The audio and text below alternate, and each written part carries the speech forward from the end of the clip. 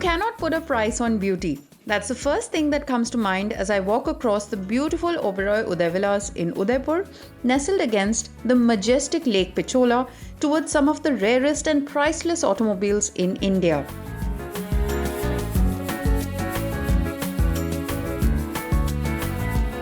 We will be taking you back in time to see some of the most stunning vintage and classic automobiles right here at the Oberoi Concours in Udaipur. But before that, let me remind you to press the bell icon for the latest notifications of our videos and also subscribe to the OVERDRIVE channel if you haven't already.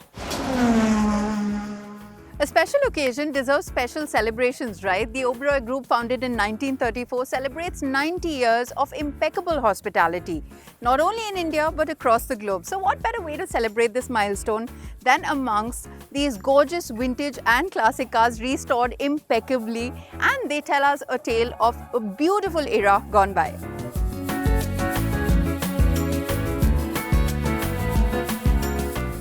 I think it's a celebration of our history. It's 90 years. Some of these cars are more than 100 years old, but these are really very, very special cars, and our history equally reflects many periods when the company went through many ups and downs, and today we're here in a position really to enjoy that, and we've come a long way, so why not do a nice show like this?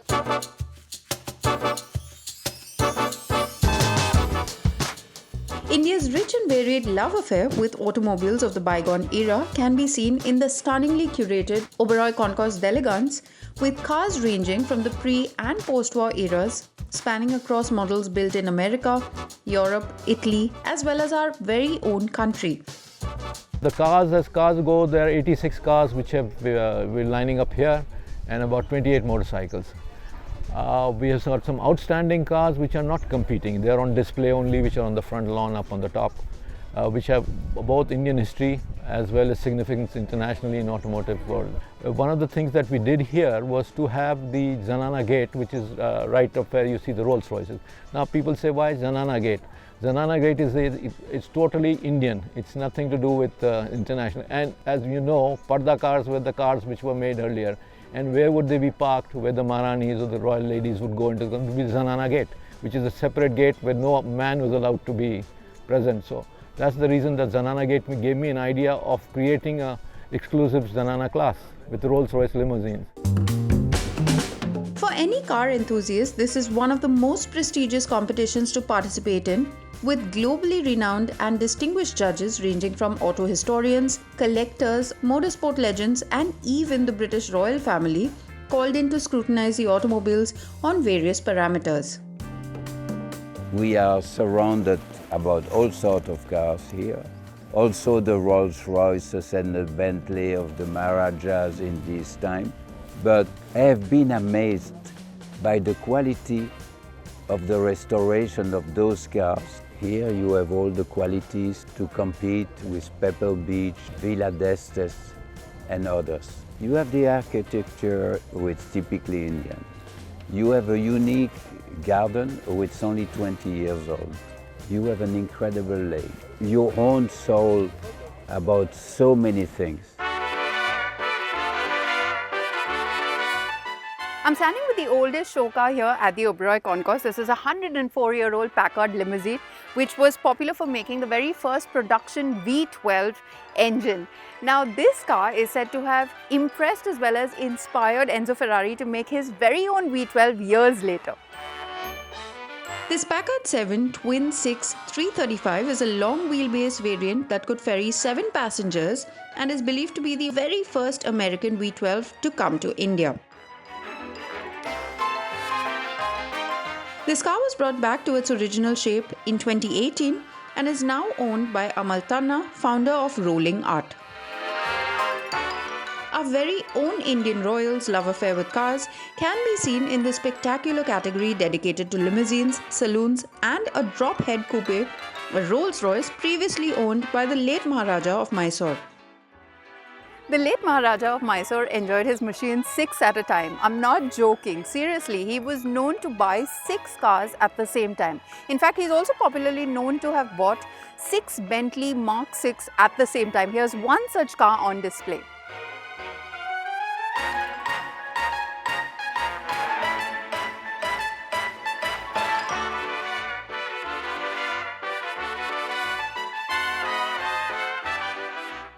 One of the most iconic sports car shapes ever has to be the Jaguar E-Type, and what you see right here is a 1974 Series 3 model which houses a 5.3-litre V12 engine that could propel you to 100 kmph in under 7 seconds.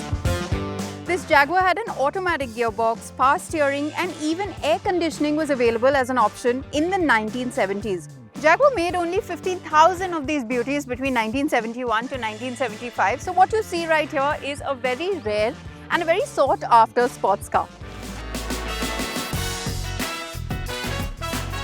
There is one category at the concourse designed to take Indians down memory lane, and that is the motoring for the masses India category. Now you do know the Maruti 800 as the people's car, but there are plenty of more cars that were popular with the masses in India. Let's take a look. Showcasing a fine 1930s Ford Model A in its original condition, a 1932 model of the Austin 7, which was Britain's version of the first people's car, and a popular Morris 8 Series 8. But the ones that caught our attention were models made in India by Indian manufacturers. A 1946 model of the Hindustan 10 that was the very first model to be launched by an Indian manufacturer after the Second World War, leading to Hindustan Motors becoming India's leading car manufacturer back then. Followed a decade later by the iconic Fiat 1100 103E that made India swoon over its looks, roomy cabin and economical running. Over 2 decades later, India's first perfect family car, a first for many Indians, was offered in the Indian market, the Maruti 800. The one seen here is the very first model manufactured by India's most successful car maker. Last but not the least, built to be the world's cheapest car without compromising on engineering, the Tata Nano. We have had an automotive history not just of Maharajas but of everyday cars. We were blanked out for a number of years when we just had Fiat's ambassadors and heralds. But then Maruti came in and brought a new revolution into India and automotive world. And before that, there were some cars which were used by common people, were used by doctors, by everyday to commute. And a lot of people had these cars which are the lowest price cars of that era. So we've collected the lowest price cars of the era, and significantly the Nano is an outstanding example of that. Mr. Ratan Tata's vision and dream was to create a car for the people of India, and which he did. The Oberoi Concours allows me to visit some spectacular machines right here in Udaipur, like this legendary BMW 328, which has been flown in specially from BMW's Munich Museum. Now this has been the most successful sports car of the 1930s. On its debut outing at Nürburgring, it outclassed its supercharged rivals, and then on, there was no stopping its racing DNA, with the car bagging wins at multiple prestigious motor racing events like the Alpine Rally, Mille Miglia, RAC Rally, and even came 5th overall and first in class in 24 Hours of Le Mans in 1939. With only 464 production models ever made, this BMW 328 is one of the most sought after items on the collector's market today in the world.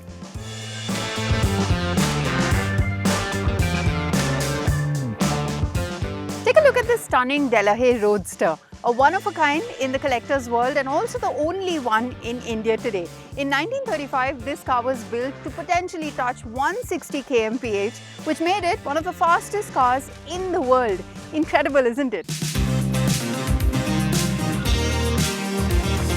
The veteran vintage category showcased some interesting two-wheeler marvels, the oldest dating back to 112 years. This 623cc Indian light twin could offer a maximum of 5 horsepower. Remember, this was back in 1912. At present, it is owned by Subodhnath and has undergone yet another set of restoration, as you can imagine. It's also the recipient of the Best of Show at the Cartier Travel with Style Concours in Mumbai back in 2013.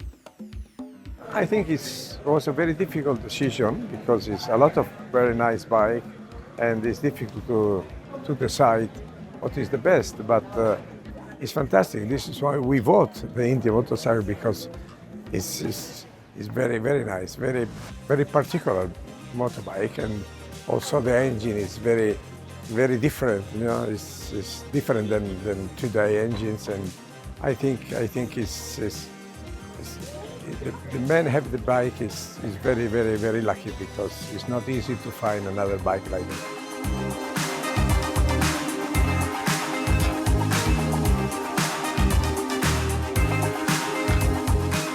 And while every entry on display by sheer virtue of being admired by all is a win in itself, the judges made their tough decision at the Oberoi Concours to celebrate a few outstanding automobiles. The rebuilding is very nice. The men make a good job to prepare this bike. So I'm happy that bike win everything. The bike is the best in the show today.